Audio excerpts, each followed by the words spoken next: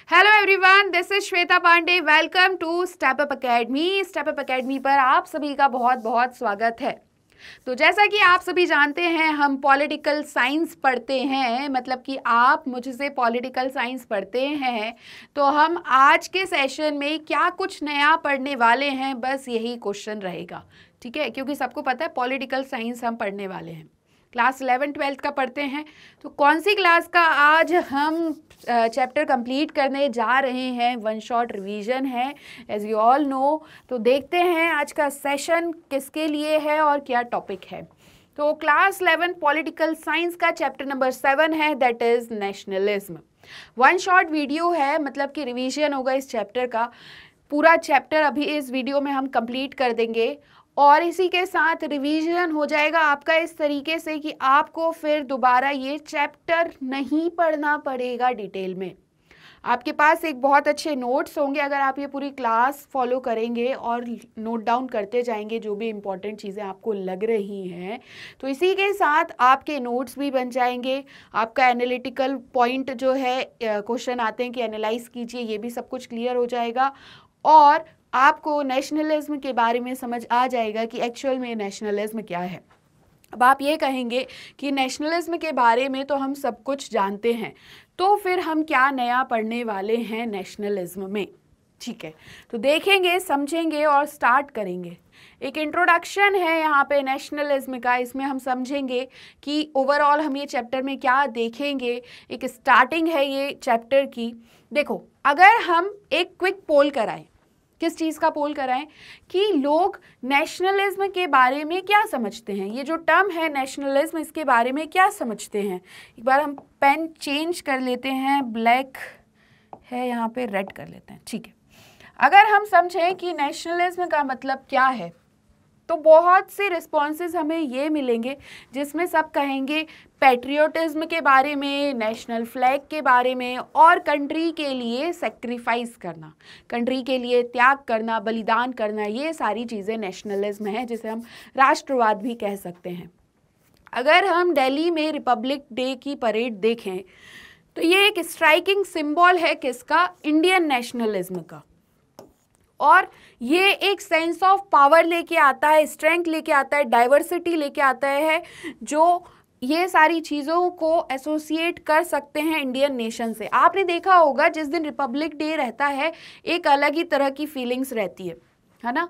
हम जब परेड देखते हैं या फिर हम कोई भी एक्टिविटी कर रहे हैं, रिपब्लिक डे है, इंडिपेंडेंस डे है, तो इस दिन कुछ अलग ही फीलिंग होती है, एक राष्ट्रवाद वाली फीलिंग आती है। अगर हम दिल्ली की बात करें तो दिल्ली में रिपब्लिक डे पे जो परेड होती है, यहाँ पे बताया गया है कि ये इंडियन नेशनलिज्म का एक स्ट्राइकिंग सिंबल है। तो कुछ इस तरीके से नेशनलिज्म को हम स्टार्ट करेंगे और आप लोगों के माइंड में अभी तक ये सारी चीज़ें होंगी कि नेशनलिज्म का मतलब ये होता है। बट अगर हम और डीपर जाएं, क्या सिर्फ राष्ट्रवाद का मतलब ये है कि आपने नेशनल फ्लैग की बात कर दी, आपने परेड की बात की, आपने पैट्रियोटिज्म की बात की, या फिर कुछ और भी बहुत सारे पहलू हैं नेशनलिज्म के। अगर हम और डीपर जाते हैं तो हम बहुत ज़्यादा इस चीज़ को डिफ़िकल्ट फाइंड करते हैं to arrive at a precise and widely accepted definition of the term nationalism. मतलब कि क्या नेशनलिज्म की कोई ऐसी डेफिनेशन है जिसमें ओवरऑल बता दिया गया है नेशनलिज्म के बारे में और बहुत ज़्यादा प्रिसाइज है, ऐसा कुछ है क्या? This need not mean that we should abandon the effort. इसका मतलब ये नहीं है कि हम एफर्ट्स को अबेंडन कर दें। नेशनलिज्म को स्टडी करना पड़ेगा क्योंकि ये इम्पॉर्टेंट रोल प्ले करता है वर्ल्ड अफेयर्स में, इसलिए हमको नेशनलिज्म पढ़ना है। अगर लास्ट 2 सेंचुरीज की बात करें या उससे ज़्यादा, तो नेशनलिज्म एक इमर्ज हुआ है किस तरीके से, one of the most compelling of political treats which has helped to shape history, जिसने हेल्प किया है हिस्ट्री को शेप करने के लिए। ये इंस्पायर्ड करता है एक इंटेंस लॉयल्टी को भी और डीप हेट्रेड्स को भी। इसने लोगों को यूनाइट किया है एज वेल एज डिवाइड भी किया है। ये हम देखते हैं नेशनलिज्म में, लिबरेट भी किया है और वहीं लिबरेट कहाँ से किया है, ऑप्रेसिव रूल से और cause of the conflict and bitterness and Wars भी रहा है नेशनलिज्म। तो इतनी सारी चीज़ें हैं नेशनलिज्म में। हम देख रहे हैं कि एक तरफ नेशनलिज्म राष्ट्रवाद लोगों को एक साथ करता है, वहीं दूसरी जगह हम देखते हैं कि उन्हें डिवाइड भी करता है। ऑपरेसिव रूल से लिबरेट भी करता है, अलग भी करता है, और कन्फ्लिक्ट भी पैदा करता है, बिटरनेस और वॉर्स भी लेके आता है। ये एक ऐसा फैक्टर है, it has been a factor in the breakup of empires and states. ये सबसे बड़ा नेशनलिज्म एक फैक्टर रहा है किसी भी एम्पायर या किसी भी स्टेट को ब्रेक करने के लिए, ब्रेकअप करने के लिए। नेशनलिस्ट स्ट्रगल्स ने कंट्रीब्यूट किया है to the drawing and redrawing of the boundaries of states and empires. किसी भी स्टेट की बाउंड्री, एम्पायर्स की बाउंड्रीज, ये सारी चीज़ें भी, इन सारी चीज़ों के लिए भी नेशनलिस्ट स्ट्रगल ने कंट्रीब्यूट किया है। At present large part of the world, अगर हम आज की बात करें तो वर्ल्ड का बहुत बड़ा पार्ट डिवाइडेड है डिफरेंट नेशन और स्टेट्स में, जैसा कि हम सभी जानते हैं। ऑल्दो जो प्रोसेस है रीऑर्डरिंग करने की स्टेट बाउंड्रीज को, ये भी एंड नहीं हुई है और सेपरेटिस्ट स्ट्रगल स्टेट्स में अभी भी चलते हैं। हम अभी भी कहीं की भी बात करें पूरे वर्ल्ड लेवल पर, ओवर यहाँ पे हम इंडिया की भी बात करें तो यहाँ पे हम देखते हैं कि सेपरेटिस्ट स्ट्रगल्स चलते रहते हैं। हमारे यहाँ लैंग्वेज बेसिस पे है, कल्चरल बेसिस पर है, और within states are common. तो ये सेपरेटिस्ट स्ट्रगल स्टेट्स में कॉमन है। नेशनलिज्म बहुत से फेजेस से पास हुआ है। Nationalism has passed through many phases. For instance अगर हम 19th सेंचुरी की बात करें यूरोप की, तो यहाँ पे यूनिफिकेशन किया गया था नंबर ऑफ स्मॉल किंगडम्स का into a large nation states. Present day अगर हम जर्मन की बात करें और इटालियन स्टेट्स की बात करें तो ये भी कुछ यूनिफिकेशन की प्रोसेस से और कंसोलिडेशन की प्रोसेस से ही बने हैं। Large number of new states अगर लैटिन अमेरिका की भी बात करें तो वो इसी बेसिस पर फाउंड किए गए हैं। कंसोलिडेशन ऑफ स्टेट बाउंड्रीज के साथ जो स्टेट बाउंड्रीज का कंसोलिडेशन किया जाता है, लोकल डायलेक्ट्स और लोकल लॉयल्टीज भी ग्रेजुअली कंसोलिडेट हो गई। मतलब ये सारी चीज़ें, जैसे ही स्टेट की बाउंड्रीज का हमने कंसोलिडेशन देखा, वहीं हमने डायलेक्ट्स और लॉयल्टीज को भी ग्रेजुअली कंसोलिडेट करते देखा स्टेट लॉयल्टीज और कॉमन लैंग्वेजेस में। न्यू स्टेट्स के जो पीपल हैं, जो लोग नए राज्य के होंगे, ये एक नई पॉलिटिकल आइडेंटिटी एक्वायर करते हैं, ठीक है, जो कि बेस्ड थी membership of the nation state. मान लो कोई भी नया राज्य बना, अब इसमें जो लोग होंगे उनको पॉलिटिकल आइडेंटिटी भी नहीं मिलेगी, new identity, new political identity मिलेगी उन्हें किस स्टेट की, जिस स्टेट में ये मेंबरशिप होगी इनकी, तो membership of the nation state. Similar process of consolidation हमने हमारी कंट्री में भी देखा है इन द लास्ट सेंचुरी और मोर। बट यहाँ पे नेशनलिज्म एक चीज़ और एकम्पेन करता है और कंट्रीब्यूट करता है ब्रेकअप ऑफ लार्ज एम्पायर्स का, और इसका अगर हम एग्जाम्पल देखें तो एग्जाम्पल है Austro Hungarian, Russian empires in the early 20th century in Europe, as well as the breakup of the British, French, Dutch, Portuguese empires in Asia and Africa. तो कुछ इस तरीके से जहाँ हम कंसोलिडेशन देख रहे हैं, यूनिफिकेशन देख रहे हैं, वहीं हम ब्रेकअप भी देख रहे हैं नेशनलिज्म के कारण। जो स्ट्रगल रहा है फ्रीडम के लिए, आज़ादी के लिए, जो फ्रीडम स्ट्रगल था कॉलोनियल रूल से by India and other farmer colonies. देखो यहाँ पे हमने देखा कि इंडिया ने कॉलोनियल रूल के अगेंस्ट में फ्रीडम के लिए स्ट्रगल किया, ठीक है, अदर फॉर्मल कॉलोनीज ने भी किया। तो ये नेशनलिस्ट स्ट्रगल थे जो इंस्पायर्ड थे बाय द डिज़ायर। यहाँ पे डिज़ायर क्या था कि इस्टेब्लिश करें nation states which would be independent of foreign control, मतलब कि एक ऐसा राज्य जहाँ पर फॉरेन कंट्रोल नहीं हो, मतलब फॉरेन कंट्रोल से इंडिपेंडेंट हो, इंडिपेंडेंट ऑफ फॉरेन कंट्रोल। तो ये स्ट्रगल्स हमने देखे इंडिया के द्वारा भी और अदर फॉर्मल कॉलोनीज के द्वारा भी फ्रॉम ब्रिटिश। अब जो प्रोसेस है रीड्रॉइंग स्टेट बाउंड्रीज की, ये भी कंटिन्यूस मतलब कंटिन्यूटी में चलती रही, कंटिन्यूस टेक प्लेस, इस तरीके से यहाँ पे कंटिन्यूस टू टेक प्लेस की बात कही है। 1960 तक इवन अपेरेंटली जो स्टेबल नेशन स्टेट्स थे उन्होंने भी कन्फ्रंट की, सामना किया नेशनलिस्ट डिमांड्स का, by nationalist demands put forward by groups, जो ग्रुप्स या कोई क्षेत्र उनके सामने रखते थे, और ये इंक्लूड करते हैं डिमांड फॉर सेपरेट स्टेटहुड की भी।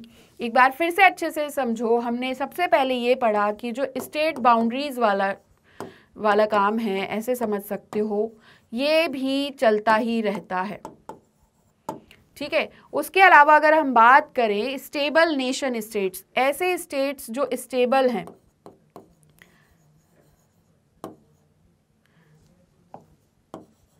तो स्टेबल नेशन स्टेट्स में भी हमने ये देखा कि यहाँ पे भी डिमांड है किस चीज़ की, नेशनलिस्ट की, किसी ग्रुप या किसी क्षेत्र के द्वारा जिसमें सेपरेट स्टेटहुड की भी डिमांड है।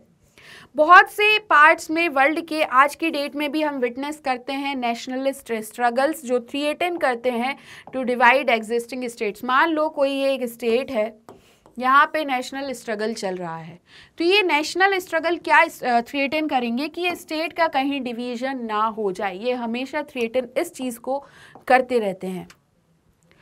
अब ऐसे सेपरेटिस्ट मूवमेंट्स डेवलप्ड हैं कहाँ कहाँ पे, अगर हम देखें such separatist movements have developed among the Quebecois in Canada, the Basques in northern Spain, the Kurds in Turkey and Iraq and the Tamils in Sri Lanka among others.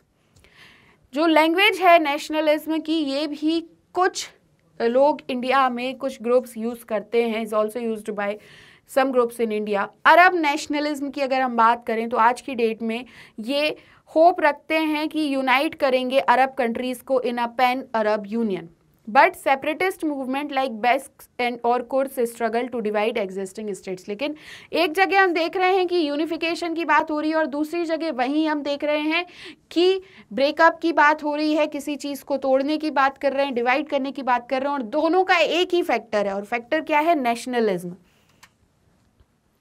यहाँ पे एक और चीज़ से हम एग्री होंगे कि नेशनलिज्म एक पावरफुल फोर्स है in the world even today, but ये सबसे ज़्यादा डिफिकल्ट है to arrive at agreement regarding the definition of term like nation और नेशनलिज्म। मतलब ये हुआ कि नेशनलिज्म एक पावरफुल फोर्स तो है, लेकिन सबसे ज़्यादा डिफिकल्ट ये है कि हम एक एग्रीमेंट पे जाएं जिसमें हमने डिफाइन करी है ये टर्म, दैट इज़ नेशन और नेशनलिज्म। तो अब क्वेश्चन आता है कि नेशन एक्चुअल में क्या है, क्या यूनिफिकेशन होना नेशन है, या फिर सबके इंटरेस्ट को देखते हुए, किसी ग्रुप या रीजन को देखते हुए जो स्टेटहुड एग्जिस्ट हो रहा है, जो ये स्टेट एग्जिस्ट हो रहा है, उसमें डिवीजन कर दिया जाए। पीपल नेशंस से, why do people form nations, क्यों लोग नेशंस बनाते हैं, and to what do nations aspire, और नेशन क्या एस्पायर रखता है। पीपल हमेशा क्यों रेडी रहते हैं त्याग करने के लिए, और इवन डाई मतलब मरने के लिए भी तैयार रहते हैं अपने नेशन के लिए, for their nation. Why and what way, why and in what way are claims to nationhood link to claims to statehood, और क्यों और किस तरीके से, क्यों और क्या अगर हम बात करें तो क्लेम किया जाता है नेशनहुड को, किस तरीके से हम लिंक करें to the claims to statehood. क्या नेशंस के पास राइट है टू स्टेटहुड या फिर नेशनल सेल्फ डिटर्मिनेशन का, या जो फिर क्लेम्स हैं नेशनलिज्म के, be made without conceding separate statehood. इस चैप्टर में हम कुछ इन इश्यूज को एक्सप्लोर करेंगे। हम आते हैं नेशंस एंड नेशनलिज्म पर। देखो, नेशन जो है is not any casual collection of people, किसी भी राष्ट्र को हम ये नहीं कहेंगे कि casual collection of people nation है। सेम टाइम यहाँ पे अगर हम देखें तो ये it is also different from other groups और communities found in human society, और ये डिफरेंट है उनसे जो ह्यूमन सोसाइटी में हम कुछ अदर ग्रुप्स या कम्युनिटीज़ देखते हैं। फैमिली से भी डिफरेंट है, जो कि बेस्ड हैं फेस टू फेस रिलेशनशिप से with each member having direct personal knowledge of the identity and character of others. Family में क्या होता है, फेस टू फेस रिलेशनशिप, हम समझ रहे हैं, एक दूसरे के कैरेक्टर को समझ रहे हैं, तो ये इस चीज़ से भी थोड़ा डिफरेंट है नेशन, थोड़ा क्या बहुत डिफरेंट है। ये ट्राइब्स और क्लेन्स से भी डिफरेंट है, और अदर किनशिप ग्रुप्स जो टाई करते हैं marriage and descent link members to each other, so that even अब अगर हम उन्हें पर्सनली नहीं जानते हैं सभी मेंबर्स को, we can if need be trace the links that bind them to us. मतलब कि ट्राइब्स या क्लेन्स, अब ट्राइब सबको तो नहीं जानते होंगे जो ट्राइब होगा, बट एक दूसरे को देख के समझ जाएंगे। But as a member of nation, अगर हम एक नेशन के मेंबर की बात करें तो हम फेस टू फेस कभी नहीं आते हैं with most of our fellow nationals, nor need we share ties of descent with them। ना ही तो हम फेस टू फेस जान रहे हैं, ना हम डिसेंट टाइज उनसे रखते हैं, शेयर करते हैं, फिर भी नेशन एग्जिस्ट होता है, are lived in and valued by their members. उसके बाद भी नेशन की वैल्यू भी है, हम नेशन में रह भी रहे हैं। कॉमनली ये बिलीव किया जाता है कि जो नेशंस हैं ये कॉन्स्टिट्यूटेड हैं बाय अ ग्रुप जो शेयर करते हैं कुछ फीचर्स, डिसेंट के भी, लैंग्वेज के भी, रिलीजन के भी और एथनिसिटी के भी, ठीक है। बट यहाँ पे कॉमन सेट ऑफ कैरेक्टरिस्टिक्स देखने को नहीं मिलेंगी जो कि सभी नेशन में प्रेजेंट है, but there is in fact no common set of characteristics which is present in all nations. बहुत से नेशंस की अगर हम बात करें तो उनमें कॉमन लैंग्वेज है, जैसे कि कनाडा की बात करें, कनाडा में कॉमन लैंग्वेज है, कनाडा में इंग्लिश स्पीकिंग भी हैं as well as French speaking peoples भी हैं। इंडिया में भी लार्ज नंबर ऑफ लैंग्वेजेस हैं, जैसा कि हम जानते हैं, जो रीजन्स में भी बोली जाती हैं और डिफरेंट कम्युनिटीज़ भी बोलती हैं। बहुत से नेशन में अगर हम बात करें, nor do many nations have a common religion to unite them. The could be said of the other characteristics such as, अब कॉमन रिलीजन नहीं देखते तो रेस और डिसेंट बेसिस पे हमें यहाँ पे कॉमन चीज़ें देखने को मिलती हैं। फिर यहाँ पे इतने सारे डिफरेंसेस हैं, तो फिर ऐसी क्या चीज़ है जो नेशन को कॉन्स्टिट्यूट करती है, ठीक है। What then constitutes a nation? A nation is to a great extent and imagined, ये वर्ड याद रखो, इमेजिन्ड कम्युनिटी। एक तरीके से नेशन ग्रेट एक्सटेंट तक एक इमेजिन्ड है, कम्युनिटी है, held together by the collective beliefs, जहाँ पे एक साथ रह रहे हैं कलेक्टिव बिलीव्स के आधार पे, एस्पायरेशंस, आकांक्षाओं के आधार पे, और अब इनके जो मेंबर्स हैं उनके इमेजिनेशंस के बेसिस पर।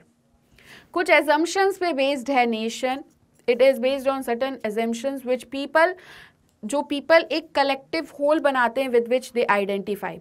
अब हमें लेट अस आइडेंटिफाई, कुछ चीज़ें आइडेंटिफाई करनी है और समझना है कुछ एजम्पशन जो लोग बनाते हैं about the nation. Shared belief, अगर हम शेयर्ड बिलीफ की बात करें तो सबसे पहले कोई भी राष्ट्र, कोई भी नेशन कॉन्स्टिट्यूट होता है बाय बिलीफ। नेशन कोई माउंटेन्स की तरह नहीं है। अगर हम बात करें तो चलो आज माउंटेन बनाते हैं, आज पेंटिंग करते हैं, ठीक है, पेंटिंग नहीं ड्राइंग। तो ऐसा अगर हम सोचें, ऐसे कुछ माउंटेन्स होते हैं, तो ना तो नेशन कोई माउंटेन की तरह है, ना ही कोई रिवर की तरह है। रिवर बना देते हैं, ठीक है, ऐसे रिवर बनाते थे बचपन में, ड्राइंग बनती थी, ठीक है। और ना ही हम देखें तो ऐसी कोई बिल्डिंग्स है which we can see and feel. अब बिल्डिंग्स बनाएं अगर माउंटेन्स के पास तो कुछ इस तरीके से बिल्डिंग्स होती हैं, ठीक है। वैसे ठीक ठाक ही है ड्राइंग, देख लो आप लोग, पता नहीं क्या बना है, बट बात ये कर रहे हैं कि नेशन ना तो कोई माउंटेन है, ना रिवर है, ना बिल्डिंग है जिसे हम देख सकते हैं या फील कर सकते हैं, ना ही कोई ऐसी थिंग्स हैं जो एग्जिस्ट होती independent of the beliefs that people have about them. To speak of a people as a nation, अगर हम लोगों की बात करें, जो नेशन की बात करते हैं, वो ये नहीं है कि एक to make a comment about their physical characteristics और बिहेवियर। आगे हम बढ़ते हैं और समझते हैं, रेदर ये एक कलेक्टिव आइडेंटिटी है, विजन है फ्यूचर के लिए ऑफ अ ग्रुप जो एस्पायर करता है to have an independent political existence. इस एक्सटेंट तक notion can be compared with a team. अब हम नोशन को एक टीम से कंपेयर कर सकते हैं। जब हम मान लो किसी टीम की बात करते हैं तो हम टीम में क्या कहते हैं कि ग्रुप ऑफ पीपल होगा, सेट ऑफ पीपल होगा जो एक साथ खेलते हैं, वर्क करते हैं, प्ले मतलब कि खेलते हैं एक साथ together, and more importantly conceive of themselves as a collective group, और एक कलेक्टिव ग्रुप की तरह रहते हैं। तो हम टीम की तरह कंपेयर कर सकते हैं नेशन को। और इस तरीके से अगर वो अपने बारे में नहीं सोचते हैं, they would cease to be a team, और फिर उन्हें टीम नहीं कहा जाएगा। एंड भी सिंपली डिफरेंट इंडिविजुअल्स, और डिफरेंट इंडिविजुअल्स की तरह हो जाएंगे जो कि एक गेम खेल रहे हैं या टास्क अंडरटेक कर रहे हैं। नेशन एग्जिस्ट करता है जब इसके मेंबर्स बिलीव करते हैं कि वो एक साथ हैं। कोई टीम होगी, मान लो आप लोगों ने एक टीम बनाई, क्रिकेट टीम देख लो, ठीक है, एक दो टीम है, अब एक टीम को पता है कि मुझे दूसरी टीम को हराना है, तो टीम मतलब क्या, पूरे ग्रुप ऑफ पीपल को पता है कि आज तो हमें जीतना ही है। इसमें से कोई एक ऐसा व्यक्ति होगा जो कोऑर्डिनेट नहीं कर रहा है, ये चीज़ों को अच्छे से नहीं चला रहा है, तो फिर क्या होगा, फिर उस तरीके से अच्छे से टीम वर्क नहीं कर पाएगी। तो नेशन भी तभी एग्जिस्ट होता है जब इसके मेंबर्स ये बिलीव करते हैं कि वो एक साथ हैं। टीम मान लो दो क्रिकेट टीम है, ठीक है, एक इधर है एक इधर है। अब क्रिकेट टीम कैसे बन रही है कि नंबर ऑफ पीपल जितने रिक्वायर्ड हैं, पर्सन रिक्वायर्ड हैं, उतने हैं। अगर इनमें से कोई एक व्यक्ति भी ये सोच रहा है कि मैं हूँ टीम, तो ऐसा कुछ नहीं है। टीम मतलब सेट ऑफ पीपल, ठीक है। इसी बात से ये कह रहे हैं कि मेंबर्स को ये बिलीव करना पड़ेगा कि हम एक ही साथ बिलोंग करते हैं, दे बिलोंग टुगेदर। अब कुछ हिस्ट्री हम यहाँ पे देखेंगे नेशंस एंड नेशनलिज्म की। यहाँ तक हमने कुछ बिलीव देखे थे, शेयर्ड बिलीव हमने देखे, अब हम देखेंगे history. Second, people who see themselves as a nation also embody a sense of continuing historical identity.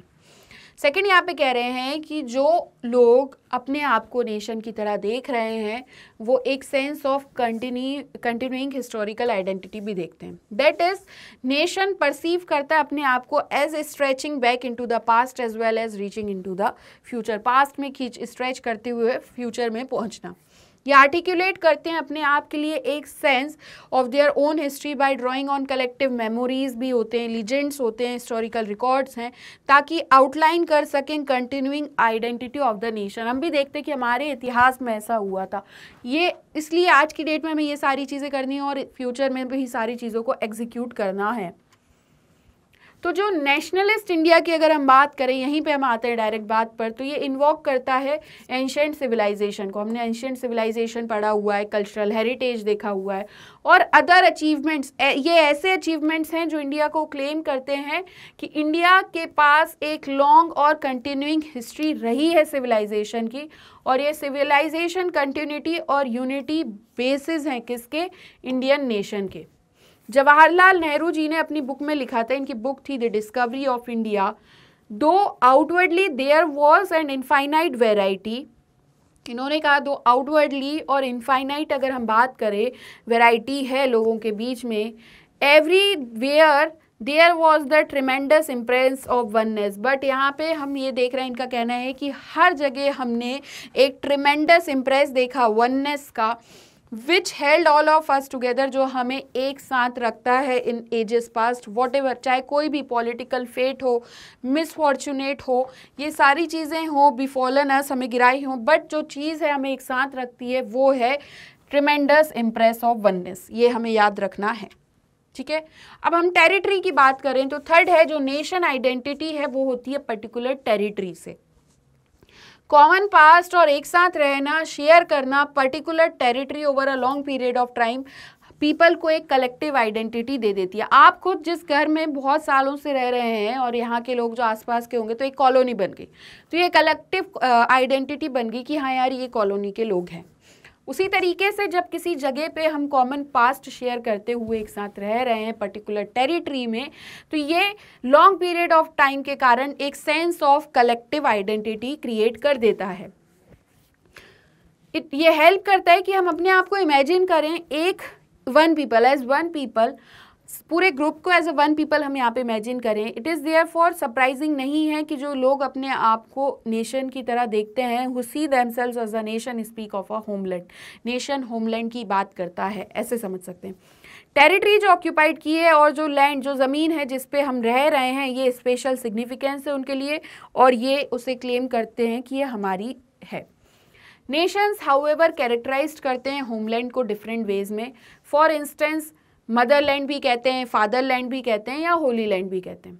जैसे अगर हम जूइश पीपल की बात करें फॉर इंस्टेंस, तो in spite of being dispersed and scattered in different parts of the world, हमेशा ये claim करते हैं कि इनका ओरिजिनल होमलैंड तो पैलेस्टीन था, द प्रोमिस्ड लैंड। तो इस तरीके से जो होमलैंड की बात कर रहे हैं इसके लिए भी डिफरेंट डिफरेंट टर्म्स हैं।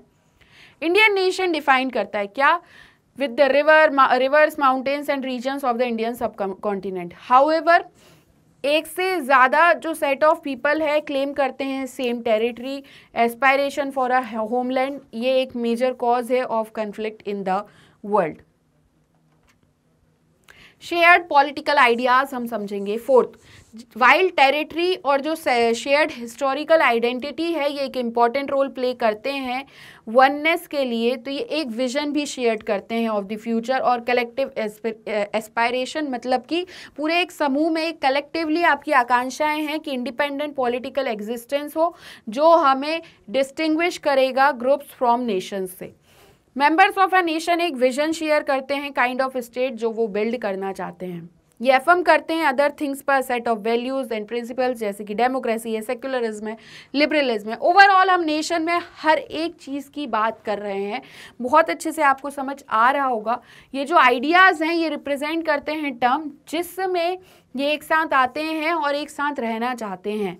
ये रिप्रेजेंट करते हैं अदर वर्ड्स में इनकी पॉलिटिकल आइडेंटिटी को एज अ नेशन। डेमोक्रेसी में ये शेयर्ड कमिटमेंट है to a set of political values और आइडल्स जो कि मोस्ट डिजायरेबल आइडियाज या बेसिस हैं पॉलिटिकल कम्युनिटी या नेशन स्टेट का। विद इन इट जो मेंबर्स हैं पॉलिटिकल कम्युनिटी के ये बाउंड हैं by a set of obligations. ये इंपॉर्टेंट है, इसको ध्यान रखिएगा। ये ऑब्लिगेशंस कहाँ से अराइज होते हैं, तो ये ऑब्लिगेशन अराइज होते हैं recognition of the rights of each other as citizen. हम रिकॉग्नाइज करें कि हर एक सिटीजन का अपना राइट है, तो रिकॉग्नाइज करना right of each other as citizen, ये ऑब्लिगेशन यहाँ से अराइज फ्रॉम दी, इस तरीके से अराइज होते हैं। जैसा कि हमने फंडामेंटल राइट्स पढ़े हैं कि हर एक व्यक्ति का राइट है, तो उस चीज़ को ये नहीं करना है कि सिर्फ राइट हमारा है, सभी का राइट्स हैं, सभी की ड्यूटीज़ हैं। नेशन स्ट्रेंथेंड होता है जब इसके लोग एक्नॉलेज करते हैं और एक्सेप्ट करते हैं इन ऑब्लिगेशंस को टू देयर फेलो मेंबर्स, इनके फेलो मेंबर्स के लिए। हम ये भी कह सकते हैं कि जो रिकॉग्निशन है इन फ्रेमवर्क का ऑफ ऑब्लिगेशन, ये भी स्ट्रॉन्गेस्ट टेस्ट होता है for the loyalty of the nation. अब हम आते हैं कॉमन पॉलिटिकल आइडेंटिटी पर। देखो, बहुत से लोग यहाँ पे बिलीव करते हैं, मैनी पीपल बिलीव कि जो शेयर्ड पॉलिटिकल विजन है अबाउट द स्टेट को लेकर एक जो पॉलिटिकल विजन शेयर किया जाता है और सोसाइटी को लेकर, तो यहाँ पे and society we wish to create is not enough to bind individuals together as a nation. इस तरीके से हम यहाँ पे बाइंड नहीं करना चाह रहे इंडिविजुअल्स को, इज़ नॉट इनफ, ये एक तरीके से ये इनफ नहीं है। ऐसे समझो कि सिर्फ एक पॉलिटिकल विजन को शेयर करना स्टेट को लेके और सोसाइटी को लेके, तो जो हमारी विश है वो ये सिर्फ ये नहीं है कि ये इनफ नहीं है लोगों को एक साथ बाइंड करने की नेशन की तरह। ये यहाँ पे इंस्टेड सीख करते हैं कल्चरल आइडेंटिटी, जैसे कि कॉमन लैंग्वेज है, कॉमन डिसेंट है। कोई डाउट इस चीज़ को लेके नहीं होगा कि सेम लैंग्वेज में बात करना और ज़्यादा ईजियर बना देता है एक दूसरे से कम्युनिकेट करने के लिए, और एक जैसे धर्म या सेम रिलीजन को शेयर करना हमें एक सेट ऑफ कॉमन बिलीव और सोशल प्रैक्टिसेस प्रोवाइड करता है। देखो, जैसे हम पढ़ रहे हैं, अभी हम हिंदी में भी बात कर रहे हैं, इंग्लिश में भी बात कर रहे हैं, तो आपको बहुत अच्छे से समझ आ रहा होगा। बट मैं कुछ ऐसी लैंग्वेज में बात करने लगूं जिसके बारे में आप नहीं जानते हो, तो कम्युनिकेशन हो ही नहीं पाएगा, आपको समझ ही नहीं आ पाएगा कि मैं क्या पढ़ा रही हूँ। इसलिए यहाँ पे यही कह रहे हैं कि देयर इज़ नो डाउट, कोई डाउट नहीं है कि सेम लैंग्वेज बोलना, सेम रिलीजन फॉलो करना एक कॉमन बिलीव देता है, कम्युनिकेट हम अच्छे से कर पाते हैं, सोशल प्रैक्टिस अच्छे से बिलीव्स के साथ रहती हैं, सेम फेस्टिवल्स हैं, सेम हॉलीडेज़ हैं, और सेम सिम्बॉल्स होल्ड करना valuable can bring people together. ये सारी चीज़ें लोगों को एक साथ लेके आती हैं। बट ये यहाँ पे एक थ्रेड भी पॉज कर सकता है उन वैल्यूज़ को जो हम चेरिश करना चाह रहे हैं इन अ डेमोक्रेसी। मतलब एक तरीके से ऐसे समझो, can also pause a thread, pause करेगा थ्रेड पे टू द वैल्यूज जो हम चेरिश करना चाहते हैं डेमोक्रेसी में। दो रीज़न है इसके लिए। सबसे पहले जितने भी मेजर रिलीजन्स हैं वर्ल्ड में, ये इंटरनली डाइवर्स हैं, ये हम सब जानते हैं। ये सर्वाइव्ड कर चुके हैं और इवॉल्व हुए हैं through a dialogue within the community. और इसका रिजल्ट ये होता है जो इनके exist within each religion a number of sect जो डिफर करते हैं significantly in their interpretation of the religious text and norms. अगर हम इन डिफरेंसेस को इग्नोर करेंगे और फॉर्ज करेंगे आइडेंटिटी जो कि on the basis of common religion है, तो हम यहाँ पे एक हाईली अथॉरिटेटिव और ऑप्रेसिव सोसाइटी क्रिएट कर देंगे। फिर से समझो, अगर इससे थोड़ा और आगे हम जाएं तो यहाँ पे हम ये बात कर रहे थे कि same festival, same holidays, same symbols, ये सारी चीज़ें वैल्यूएबल हैं जो कि एक साथ लोगों को लेके आती हैं। ये एक थ्रिएट पे भी पॉज करेगा जो टू द वैल्यूज़ जो हम डेमोक्रेसी में लेके आना चाह रहे हैं। ये सब जो हमने डिस्कस किया, तो यहाँ पे हमने देखा कि 2 रीज़न है। सबसे पहला जो रिलीजन है वो इंटरनली डाइवर्स हैं पूरे वर्ल्ड में, ये हम जानते हैं। रिजल्ट क्या होता है, हर एक रिलीजन में एक नंबर ऑफ सेक्ट हैं जिसमें सिग्निफिकेंटली वो अपने रिलीजन में डिफरेंट रिलीजन है, ऐसे समझ लो, टेक्स्ट भी अलग अलग हैं, नॉर्म्स भी अलग अलग हैं। और अगर इन डिफरेंसेस को हम इग्नोर कर दें, हम कह दें कि नहीं हम किसी पे ध्यान नहीं दे रहे हैं और आइडेंटिटी फोर्ज करें कॉमन रिलीजन के बेसिस पर, तो इस वजह से अगर ऐसी कुछ सोसाइटी क्रिएट होगी तो उसे अथॉरिटेटिव और ऑप्रेसिव कह देंगे। इसलिए जो हमने यहाँ पे वर्ड यूज़ किया था कि इंटरनली तो डाइवर्स हैं रिलीजन्स, हमने जो देखे all major religions internally diverse हैं, बट स्टिल जो हम नेशन की बात कर रहे हैं, टू जो सेकंड अगर हमने बात करी तो बहुत सी सोसाइटी कल्चरली भी डाइवर्स हैं। इनके इस सोसाइटी में ऐसे लोग हैं जो डिफरेंट रिलीजन से भी हैं, डिफरेंट लैंग्वेजेस भी हैं, बट साथ में रह रहे हैं। देखा होगा आपने, आप जिस सोसाइटी में रह रहे हैं उसमें भी अलग अलग रिलीजन के लोग रहते हैं। किसी को हम कहते हैं ये मद्रासी हैं, किसी को हम ये कहते हैं कि ये मुस्लिम है, ये क्रिश्चियन है, इस तरीके से ये हिंदू हैं। तो ये अलग अलग रिलीजन के लोग रह रहे हैं। और इन सारी डिफरेंट रिलीजन्स पे डाइवर्सिटी के बाद भी एक सिंगल रिलीजियस या लिंग्विस्टिक आइडेंटिटी इम्पोज कर देना as a condition of belonging to a particular state, ये एक्सक्लूड कर देगा उन ग्रुप को जो डिफरेंट है, रिस्ट्रिक्ट करेगा रिलीजियस लिबर्टी को कि ऑफ द एक्सक्लूडेड ग्रुप, और ये चीज़ें डिसएडवांटेज्ड होंगी those who do not speak the national language. अगर हम नेशनल लैंग्वेज रख दें तो ऐसे ग्रुप्स जो डिफरेंट लैंग्वेज बोलते हैं वो कहीं ना कहीं तक एक्सक्लूड होंगे। एक्सक्लूड होने के साथ साथ जो लिबर्टी है वो भी कहीं ना कहीं तक रिस्ट्रिक्ट होगी, रिलीजियस लिबर्टी। आइदर वे जो आइडियल है जो हम चेरिश कर रहे हैं most in democracy, namely equal treatment हो, लिबर्टी हो, और severely for all would be severely limited हो, ठीक है। और इन दोनों रीज़न के कारण यहाँ पे डिज़ायरेबल है इमेजिन करना नेशन को political rather than cultural terms. That is democracy need to emphasize और एक्सपेक्ट करती है सेट ऑफ वैल्यूज जिसमें लॉयल्टी हो, जो कि एंश्रिंड है कॉन्स्टिट्यूशन ऑफ द कंट्री में, rather than the adherence to a particular religion, race और लैंग्वेज। हमने आइडेंटिफाई किए हैं कुछ तरीके जिसमें हम नेशन को एक्सप्रेस करते हैं their sense of collective identity. हमने ये भी देखा कि क्यों डेमोक्रेटिक स्टेट को फॉर्ज करनी पड़ेगी identity on the basis of shared political ideas. But अभी भी एक इम्पॉर्टेंट क्वेश्चन यहाँ पे बचता है और वो ये है कि लोग अपने आप को नेशन की तरह इमेजिन क्यों करते हैं, कुछ क्या डिफरेंट एस्पायरेशंस हैं नेशन की। और नेक्स्ट 2 सेक्शंस जो हम पढ़ने वाले हैं इसमें हम इन क्वेश्चंस को एड्रेस करेंगे। नेशंस, अगर हम नेशंस की बात करें तो अनलाइक अदर सोशल ग्रुप्स ये सीख करते हैं राइट टू गवर्न देमसेल्व्स, इनके पास राइट रहता है गवर्न करने के लिए और डिटरमाइन कर सकें फ्यूचर डेवलपमेंट को। In other words right to self determination है नेशन को। और ये क्लेम करते हुए जो नेशन क्लेम करता है कि मेरे पास गवर्न करने का अधिकार है खुद को, हमारे पास सेल्फ डिटर्मिनेशन है, तो नेशन यहाँ पे एक रिकॉग्निशन दे रहा है और एक्सेप्ट कर रहा है इंटरनेशनल, जो कि acceptance by the international community of its status as a distinct political entity और स्टेट। मोस्ट ऑफन ये जो क्लेम्स हैं ये कहाँ से आते हैं, उन लोगों से जो एक साथ रह रहे हैं गिवन लैंड पे for long period of time और उनके पास क्या आ गई है, कॉमन आइडेंटिटी। कुछ केसेस में जो सेल्फ डिटर्मिनेशंस के क्लेम्स की अगर हम बात करें तो ये लिंक्ड कर दिए जाते हैं किससे, कि desire to form a state जिसमें culture of the group protect हो अगर प्रिविलेज्ड नहीं है तो।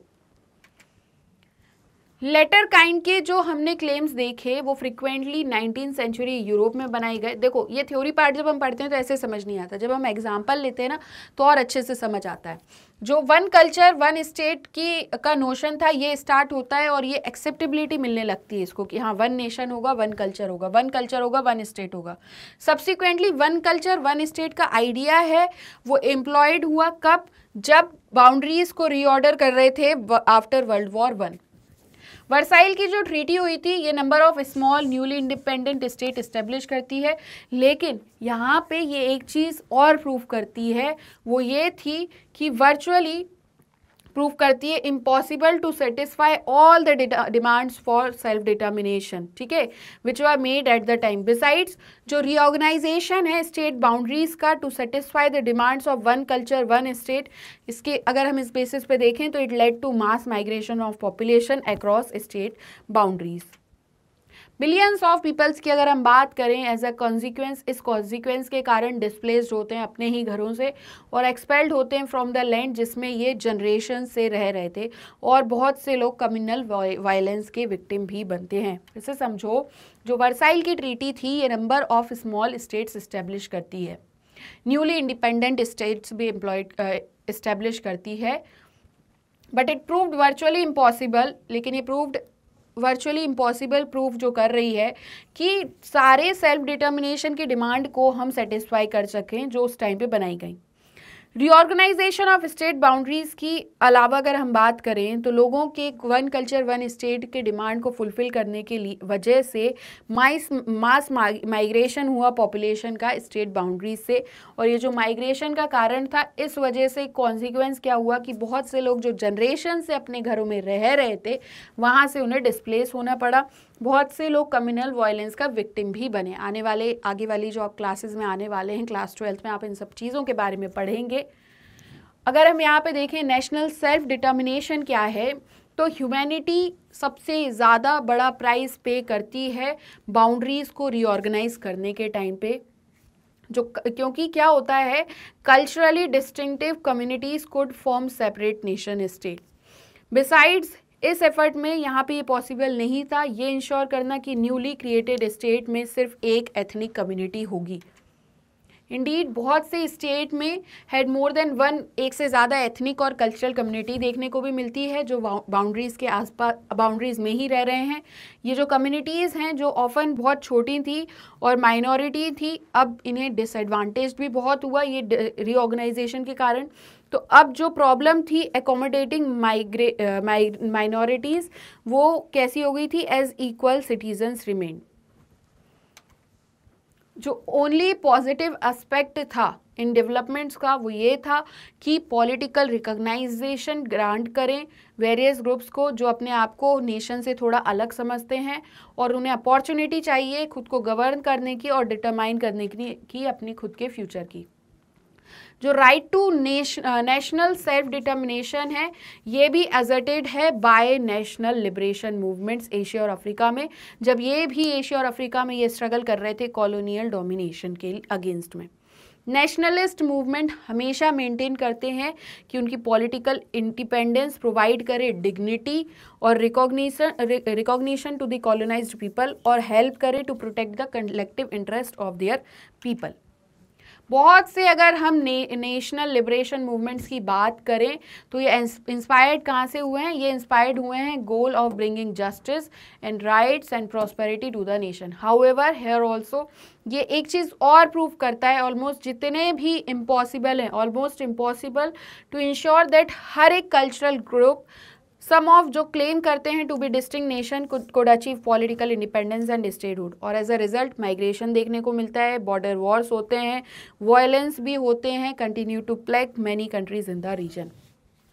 इसमें यहाँ पे इन्होंने ये कहा है कि यहाँ पे ऑलमोस्ट इम्पॉसिबल प्रूव करता है कि हर एक कल्चरल ग्रुप हो, कुछ क्लेम करते हैं कि डिस्टिंक्ट नेशन हो, इन सारे कारण की वजह से ये जो फैक्टर्स हैं माइग्रेशन के, बॉर्डर के, वायलेंस के, ये कॉन्सिक्वेंसेस हो जाते हैं या रिजल्ट होते हैं।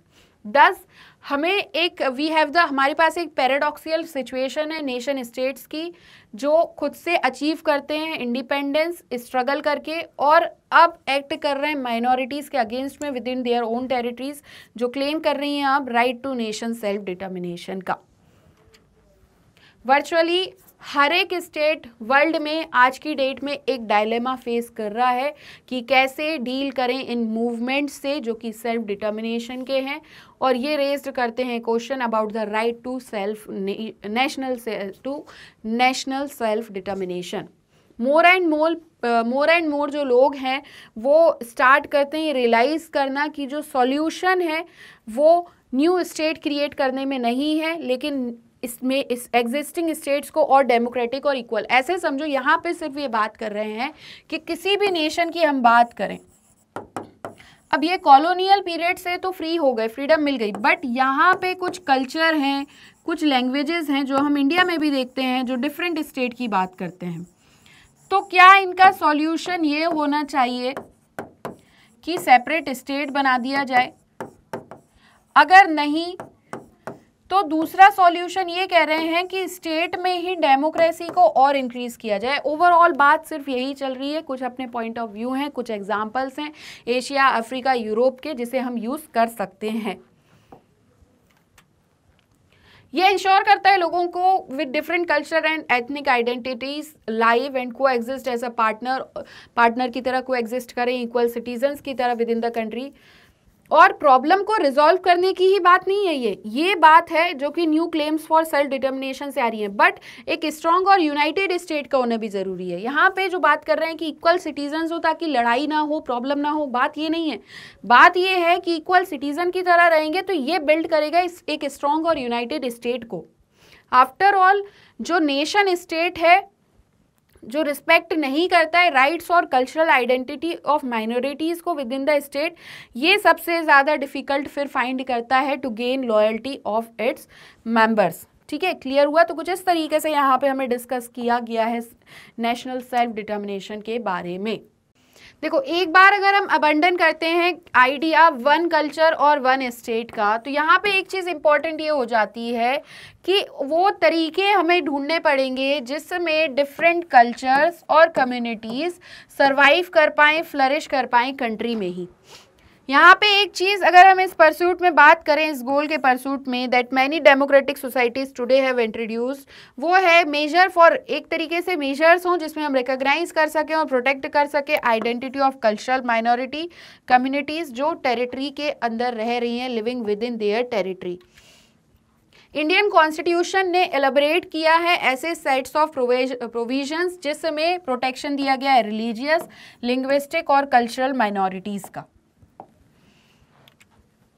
जो काइंड्स ऑफ ग्रुप्स हैं, अगर हम बात करें the kinds of groups rights जिसमें डिफरेंट कंट्रीज़ को ग्रांट किया गया है, जिसमें constitutional protection for the language, culture, religion, ये सारी चीज़ें हैं और उनके मेंबर्स के। कुछ केसेस में आइडेंटिफाइड कम्युनिटीज़ के पास भी राइट है to representation as a group in legislative bodies and other state institutions.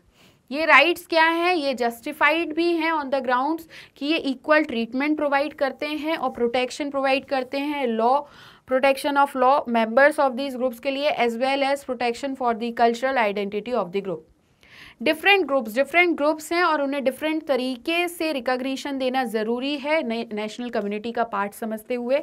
इसका मतलब ये है नेशनल आइडेंटिटी को डिफाइन किया जाना चाहिए इंक्लूसिव मैनर में, जिसमें सभी लोग इंक्लूडेड हों, जो इम्पोर्टेंस और यूनिक कॉन्ट्रीब्यूशन हर एक कल्चरल कम्युनिटी का डिसाइड करें।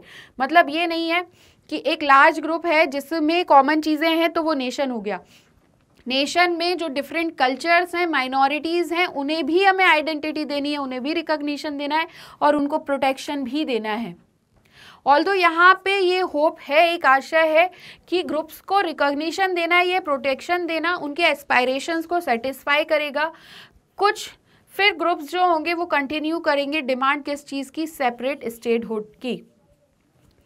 यहाँ पे पैराडॉक्सियल जो हम देख रहे हैं, जब ग्लोबलाइजेशन भी स्प्रेड हो रहा था वर्ल्ड में, पूरे वर्ल्ड में जब ग्लोबलाइजेशन फैल रहा था एक तरीके से, लेकिन नेशनलिस्ट एस्पायरेशंस अभी भी काफ़ी ग्रुप्स को मोटिवेट कर रही थी और कम्युनिटीज़ को ये कंटिन्यूटी में था।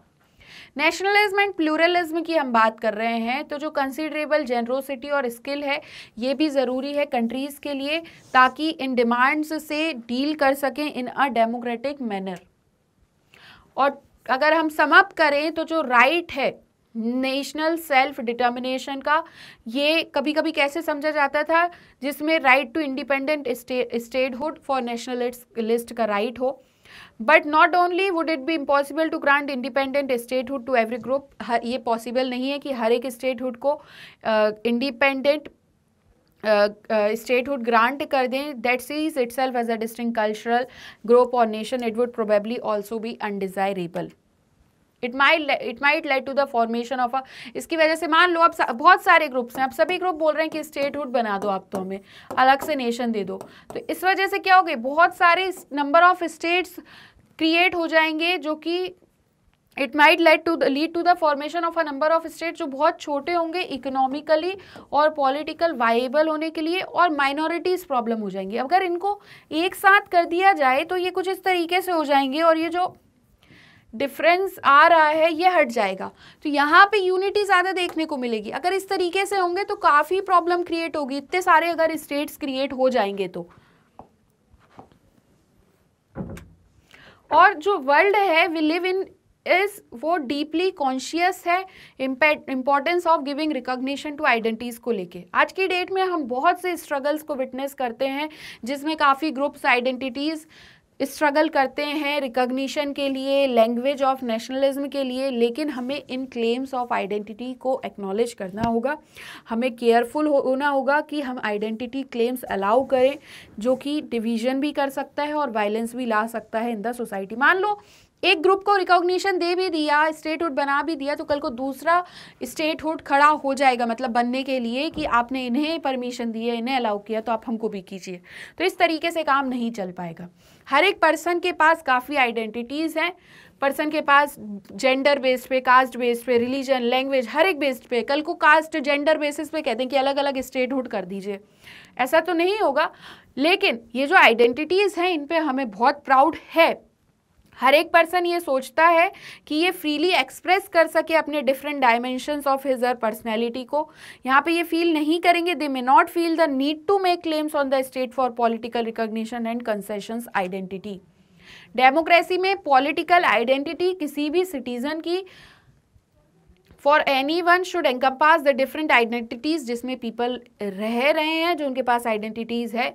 यहाँ पे एक डेंजरस और है कि अगर इंटॉलरेंट और होमोजेनाइजिंग फॉर्म्स ऑफ आइडेंटिटी होगा और nationalism are allowed to develop. अब हम आते हैं मल्टीकल्चरलिज्म पर। तो मल्टीकल्चरलिज्म एक जनरल सेंस है। जनरल सेंस में अगर हम देखें तो coexistence of people of different religions, cultural groups, communities हर एक कंट्री में, in all countries of the globe.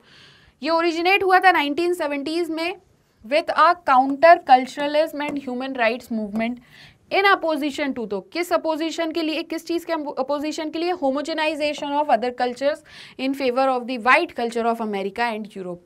यहाँ पे ये अगेंस्ट में था, जो वाइट कल्चर है अमेरिका और यूरोप का, उसका होमोजेनाइजेशन इसके अगेंस्ट में था। और व्यू क्या था, काउंटर कल्चरलिज्म और ह्यूमन राइट्स मूवमेंट का। मल्टीकल्चरलिज्म ब्रॉडली कंप्राइज करता है ऐसे प्रिंसिपल्स ऑफ बोथ एक्सेप्टेंस का भी और रिवरेंस का भी। ये एक्सेप्ट का एक सेकंड, ठीक है, ये एक्सपेक्ट करता है सारी कंट्रीज को ऑफ द ग्लोब की इक्वल एक्सेप्टेंस दें, रिवरेंस भी दें कल्चरल ग्रुप्स को। और इंडियन कंटेक्स्ट की अगर हम बात करें तो जो कॉन्सेप्ट है मल्टीकल्चरलिज्म का, ये आइडेंटिफाइड है with the notion of salad bowl. Salad bowl की तरह बोलते हैं सैलेड बाउल, जो एडवोकेट करता है सोशलिस्ट साइंटिस्ट, जिसे एडवोकेट किया है सोशलिस्ट साइंटिस्ट आशीष नंदी ने। ये एक शो करते हैं कि डिफरेंट कल्चरल ग्रुप्स हैं with in a notion maintain their identity with their respective forms. तो इस तरीके से हम मल्टीकल्चरलिज्म की भी बात करते हैं। और इसी के साथ ये चैप्टर की समाप्ति होती है, सेशन की समाप्ति होती है और आपका ये चैप्टर कंप्लीट होता है। वन शॉट रिवीजन हो गया है। जो चीज़ें इंपॉर्टेंट थी उसको हमने ज़्यादा डिस्कस किया है, जो नहीं इतना इंपॉर्टेंट है उसे एक बार पढ़ लेना काफ़ी है।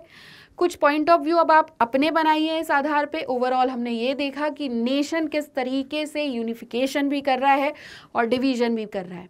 नेचर एक टीम की तरह है, जहाँ पे हर एक इंडिविजुअल को ये समझना होगा कि जब ग्रुप ऑफ पीपल है तभी टीम है, तभी नेशन है। एक व्यक्ति से ना तो नेशन है और ना टीम है। बहुत सारे विभिन्न पहलू भी हमने देखे इसके, और आप लोगों को समझ आ गया होगा ये चैप्टर। अगर नहीं आया है, कुछ डाउट है, तो कमेंट सेक्शन आप ही लोगों के लिए कमेंट सेक्शन में बिल्कुल पूछ लीजिएगा। ओवरऑल हमारे चैप्टर कंप्लीट होते हैं सारे, हमने वन शॉट रिवीजन कर ही लिए हैं। और इससे ज़्यादा वीडियोस देखने के लिए आप हमारी वेबसाइट पर भी विजिट करते हैं। जुड़े रहिए स्टेप अप एकेडमी के साथ। जितनी पहले की वीडियोस हैं उन्हें कंप्लीट कर लीजिए, आने वाली वीडियोस को फॉलो करते रहिए और अपने एग्ज़ाम में बेस्ट परफॉर्मेंस देते रहिए। कोई भी डाउट है किसी भी सब्जेक्ट से रिलेटेड, बिल्कुल कमेंट सेक्शन में आप पूछ सकते हैं, रिलेटेड सब्जेक्ट से, रिलेटेड टॉपिक से, ठीक है। और अगर आज का सेशन आपको समझ आया है, आई होप आपको बहुत अच्छा लगा होगा आज का सेशन, तो आप हमारे चैनल स्टेप अप एकेडमी को please like, share and subscribe करना बिल्कुल भी ना भूलें। Thank you.